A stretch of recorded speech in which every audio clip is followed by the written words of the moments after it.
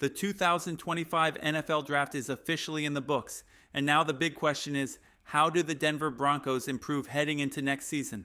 Let's break down 4 essential moves that could help Denver take that next step in 2025. Move number 1, extend Courtland Sutton. There's been a lot of noise about whether the Broncos will move on from Courtland Sutton, but it looks like both sides are finally moving toward a contract extension, and it's well deserved. Sutton has been one of Denver's most reliable wideouts in recent years. He currently ranks 11th all-time in receiving yards for the Broncos and is just 21 yards away from passing Emmanuel Sanders for a spot in the franchise's top 10. When you talk about long-term value, Sutton is a player who still brings a lot to the table. While he's not going to command a record-setting contract like Jamar Chase's $40 million per year, Sutton could realistically earn something in the range of $20 million annually, putting him in the same tier as players like Christian Kirk and Mike Evans. At that price, he's a bargain considering his production, leadership, and chemistry within the offense. If he wants $20 million a year for the next 3 seasons, Denver should make that deal happen now. Lock him in, give the offense stability, and keep a proven playmaker in orange and blue. Move number 2, follow the Eagles' defensive blueprint. Let's talk football strategy, specifically how Denver can slow down elite offenses like Kansas City's. The Philadelphia Eagles gave the league a clear defensive formula: rush 4, drop 7. That was their go-to against the Chiefs in the Super Bowl, and it nearly worked. The key was keeping pressure with just the front 4 while keeping plenty of defenders in coverage. For the Broncos, that means setting up Nick Bonito and Jonathan Cooper on the edges, wide enough to crash inside if needed, or peel off into coverage. On the interior, you only need 2 linemen collapsing the pocket. This structure gives flexibility without sacrificing pressure. Another critical piece, using Zach Bond as a spy. Against mobile quarterbacks like Patrick Mahomes, you can't give him a free escape lane up the middle. Bond's job in that setup is simple: stay home, track the quarterback, and shut down those sneaky scrambles. This approach is rooted in Vic Fangio-style defense: disciplined pressure, disguised coverages, and smart assignments. If the Broncos trust their defensive backs, like Pat Surtain II, Jaquan McMillian, and Talanoa Hufanga, they can lock down the back end while the front 4 goes to work. Denver had 63 sacks last season, one of the top marks in the NFL. Can they lead the league again in 2025? Maybe not back-to-back, which is tough in today's NFL, but a top 3 finish is definitely realistic. Set the over-under at 57 sacks, and this unit could hit the over. Move number 3, lean into play action. One of the most underrated tools in the Broncos offense last season was play action, especially with rookie quarterback Bo Nix stepping in. During their 31-13 win over the Colts, play action was a clear difference maker. Bo Nix sold the fake, the running back chipped the interior defender, and suddenly Nix had a clean pocket and an open field to throw into. Why does this matter? Because play action simplifies the reads for a young QB. It freezes the linebackers, creates separation, and gives Nix a chance to work with timing and rhythm, something every young quarterback needs. If Denver commits to play action as a regular part of the offense, they can open up deeper routes, boost efficiency, and protect their quarterback. It's a low-risk, high-reward system that suits the personnel and maximizes Nix's potential. On that play action against the Colts, Bo Nix had a clean pocket to work with. Even with pressure coming off the edge, likely from a top pass rusher like Layatu Latu, Nix stayed composed.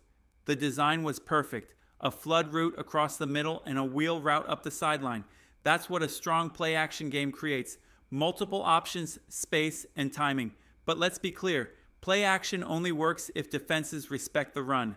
Last year, the NFL's top play action offense, the Detroit Lions, and not by coincidence, they also had one of the best records in the league. Why? Because their run game was a real threat. In contrast, Denver's run game struggled at times. Without a consistent ground attack, defenders didn't bite on fakes. The result? More shotgun formations and short, quick throws just to keep the offense moving. Take week 2, for example, one of Bo Nix's toughest outings. A quick glance at his pass chart shows too many attempts near the line of scrimmage. Without play action leverage or time to scan deep, everything stayed short and safe. That's why adding Evan Engram at tight end is huge. Pair him with a revitalized run game, and now you can attack the middle of the field. When linebackers bite on play fakes, that opens up lanes for deep shots, especially with receivers like Courtland Sutton ready to stretch the defense. Bo Nix had an impressive rookie year, even while adjusting to the speed of the NFL. And with more experience, stronger weapons, and a better run-pass balance, he's poised for a breakout second season. No sophomore slump in sight. If everything clicks, the Broncos could be legitimate contenders. Move number 4. Unlock RJ Harvey. The final piece of Denver's perfect offseason plan is simple. Give RJ Harvey a chance to shine. Right now, he's listed as RB2, but that's just on paper. He's barely had time to get familiar with the system. No OTAs yet, no full speed action. That could all change by week 1. Harvey brings explosiveness, vision, and the ability to hit holes that last year's backs struggled to find. If Denver leans on him and builds confidence early, he could very well take over the starting job and become a major contributor. Developing a strong run game isn't just about stats. It's the engine behind successful play action, red zone efficiency, and clock control. Harvey has the skill set to deliver all of that if the Broncos give him the opportunity. RJ Harvey is already making moves. Right now he's listed as RB2, but with the way things are trending, he's well on his way to becoming the Broncos' lead back. And I'll say it again, RJ Harvey is a baller.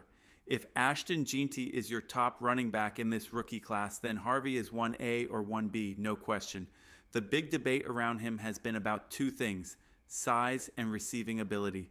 Let's clear it up. Yes, he's only 5 feet 8 inches, but that doesn't stop him from breaking tackles or slipping through small gaps. Size means nothing when you have the vision, patience, and burst that Harvey brings to the field. And as for the receiving game, look, he's not Alvin Kamara yet, but he's not far off. Think of him as a mix between Kamara and Darren Sproles. He might not have elite college receiving stats, but what he did show was efficiency. In both 2023 and 2024, Harvey averaged over 12.5 yards per reception, including 13 plus last year. That's elite production per catch, even if the volume wasn't huge. Reports out of rookie minicamp say he's getting solid reps as a pass catcher, and Coach Sean Payton loves what he's seeing. If Harvey keeps developing those soft hands, he can absolutely become a dual threat back. With his shiftiness in the run game and potential in the air, a Pro Bowl future isn't out of the question. And hey, speaking of the Broncos' future, another game just leaked. Denver's going international. On October 12th, the Broncos will face the New York Jets in London at Tottenham Stadium. So if you want more content like this, make sure you like the video, subscribe to the channel, turn on notifications. That way, you'll never miss an episode.